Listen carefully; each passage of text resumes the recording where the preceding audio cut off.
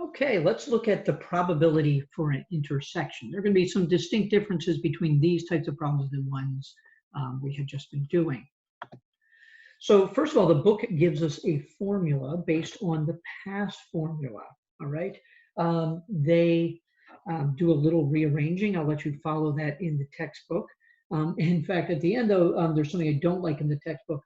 They literally, to make it work, they just switch the role of E and F. So if you were confused by that in the last step of their derivation, all the E's and F's should have been the opposite of what they were.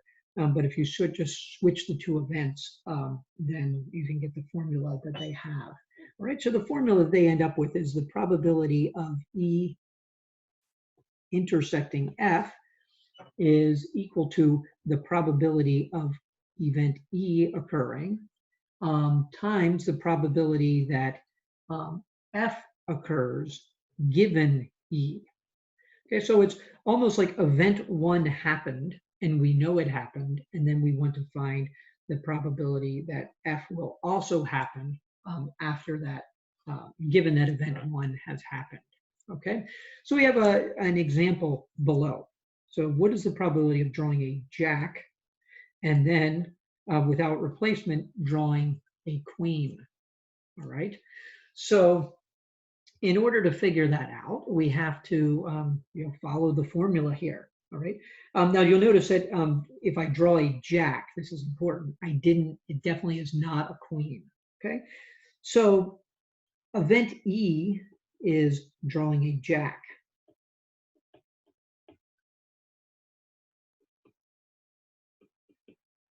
Now the key is that's out of 52 cards. Now, if I were to just look at event F, that would be drawing a queen out of 52 cards. But if we're going to look at F given E, that's the probability of drawing a queen from the remaining 51 cards. Because we know that we drew a jack for F given E, we're assuming that the first card in fact was a jack. So there would only be 51 cards left, one of which, and the missing card would have been the jack that was drawn in E. So if we want to find the probability of E and F happening, that would mean that we draw a jack on the first card, and without replacement, we draw a queen on the second. That means that this is just like we usually play cards. We don't put the jack back in the pile. That's why we're looking at a remaining 51 cards. There was no replacement. If we put the jack back in the pile and reshuffled, then we would still have 52 cards to choose from. Okay, but the key is we only have 51 cards to draw from. So the probability of E is there are 4 jacks in total out of 52 cards. And then the probability of F given E, there are 4 queens left, but now there are only 51 cards left. Okay, so we can calculate that probability out. Let me just pause while I do that. Okay, so obviously the numerator is 16, and we might have been able to cross-reduce a little bit. The denominator is a very, very large number. Clearly, they're both even. We could reduce that, but the fraction would be a terrible way to try to interpret this, so it's better to make that into the decimal answer shown. The decimal does continue further, but if we move 2 decimal places, this would be 0.603% chance. So it's less than 1 in 100 chance of these 2 events happening back to back. All right, let's look at a slight variation on this now. Okay, so now we're going to replace the first card after it's been drawn and put it back in the deck, shuffle it again before drawing the second card. Okay, so the key now is that the second drawing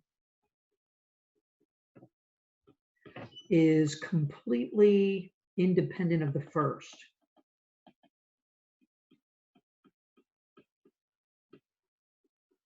In the previous example, we knew that if we drew a jack for the first card, we couldn't draw it again for the second card, all right?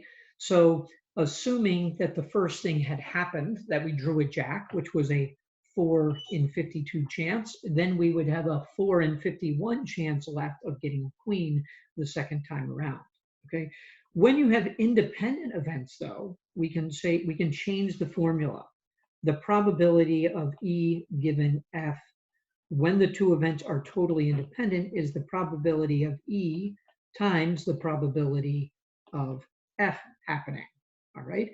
And so in this case, we would have had a 4 in 52 chance of drawing a jack.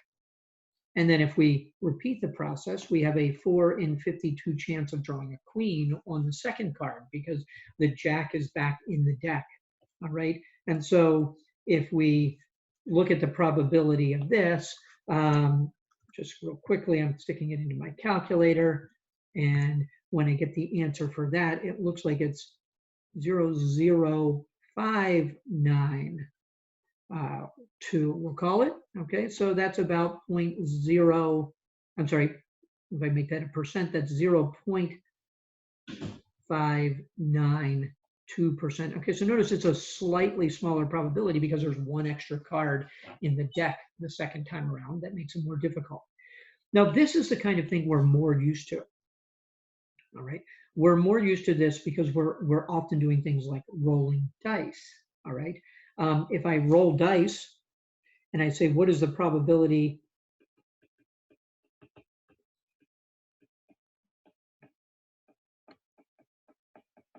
of rolling 12? Okay, that means that event E is that the first die is a 6, and event F is that the second die is a 6. All right, we know that the probability of E is 1 in 6, and the probability of F is 1 in 6.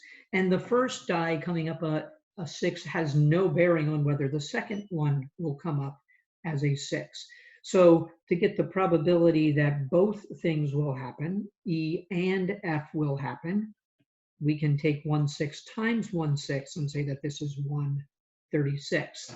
You can do the same thing with coin tosses. What is the probability of getting 2 heads in a row?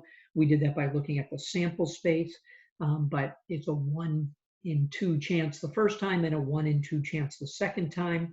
So we can just multiply those out. So when probabilities are independent, we can find the chance of event 1 and event 2 happening by multiplying the probabilities.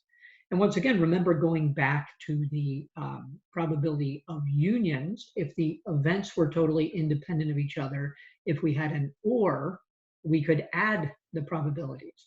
When there's overlap or the events depend upon each other, though, things get a little bit more complicated in the calculations.